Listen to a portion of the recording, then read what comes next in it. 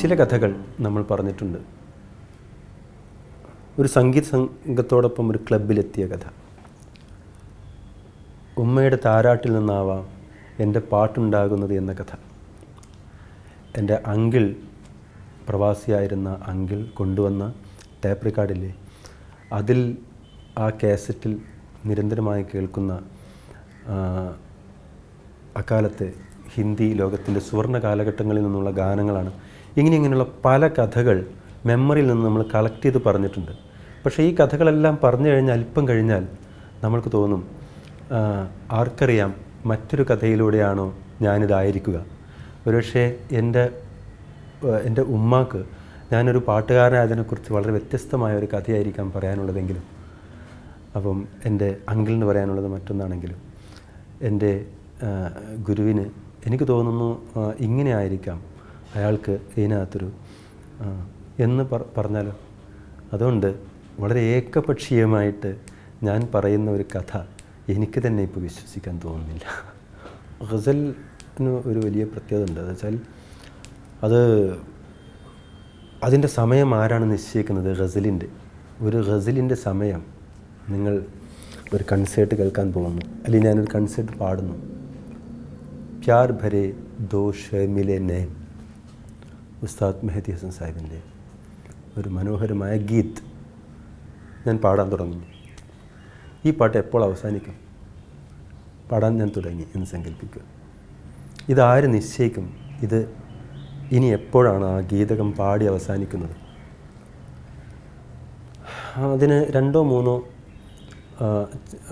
നമ്മുടെ ഇവിടുത്തെ സംഗീതത്തിൻ്റെ ടെർമിനോളജിയിൽ നിന്ന് പറയുകയാണെങ്കിൽ പല്ലവി, അനുപല്ലവി, ചരണക്രമത്തിൽ 2 or 3 ഖണ്ഡങ്ങളാണ് അതിനുള്ളത്. അങ്ങനെയാണെങ്കിൽ 3ാമത്തെ ഖണ്ഡം കഴിഞ്ഞാൽ എന്തായാലും അത് നിൽക്കേണ്ടതാണ്. എങ്ങനെ പറയാൻ പറ്റും? അത് ആവർത്തിച്ചുള്ള അതിൻ്റെ പോക്കുണ്ടല്ലോ. നമ്മുടെ ഹൃദയത്തിൽ എപ്പോഴാണോ ഒന്ന് പറഞ്ഞൊഴിഞ്ഞത്, അല്ലെങ്കിൽ ആ പറയുന്ന കാര്യം തന്നെ വീണ്ടും വീണ്ടും പറയാൻ തോന്നുന്നു, മനസ്സിൽ നിന്ന് ഒഴിയുന്നില്ല, അത്രയും നേരം നിങ്ങളത് പറഞ്ഞുകൊണ്ടിരിക്കുന്നു, എന്നിട്ട് അടുത്ത കാര്യത്തിലേക്ക് കിടക്കുന്നു. സിനിമയിൽ അത് വളരെ പ്രയാസകരമാണ്. സിനിമയിൽ ഏതെങ്കിലും ഗാനങ്ങൾ 5 മിനിറ്റിൻ്റെ മുകളിലോ 6 മിനിറ്റിൻ്റെ മുകളിലോ ഒക്കെ പോയാൽ പ്രധാന പരസ്യവാചകം പോലും 8 മിനിറ്റ് ദൈർഘ്യമുള്ള ഒരു ഗാനം റെക്കോർഡ് ചെയ്തതെന്നായിരിക്കും. അതിൻ്റെ അർത്ഥം 3 or 4 മിനിറ്റൊക്കെ അതിനൊരു സമയക്രമമുണ്ട്. അത് ആ സിനിമയുടെ സാഹചര്യം കൂടി ഉണ്ടാക്കിയ പാട്ടാണ്.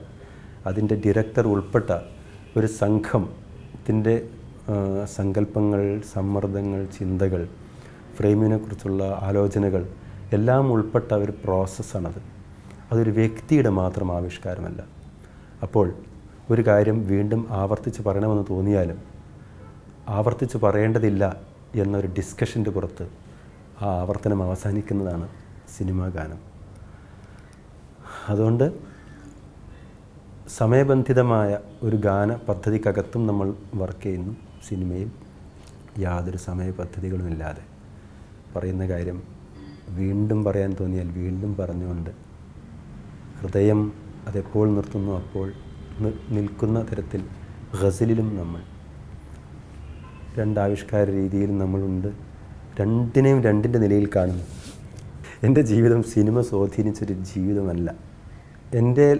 എൻ്റെ എന്ന് പറഞ്ഞുകൂടെന്നാണ് ഞാൻ വിചാരിക്കുന്നത്. ഈ പ്രോഗ്രാം തന്നെ ശരിക്കും ഐ പേഴ്സണലി എന്നാണ്. ഈ ഐയിൽ തുടങ്ങുന്ന ഒന്നും നല്ല കാര്യങ്ങളല്ല. പിന്നെ പേഴ്സണലി എന്ന് പറയുന്നത് എത്രയോ വർഷമായിട്ട് പേഴ്സണൽ ലൈഫൊന്നും നമുക്കില്ല. നമ്മളങ്ങനെ നമ്മുടേത് മാത്രമല്ല. ജിബ്രാൻ നിങ്ങളുടെ കുട്ടികൾ അല്ല എന്ന് പറഞ്ഞതുപോലെയാണ് യഥാർത്ഥത്തിൽ.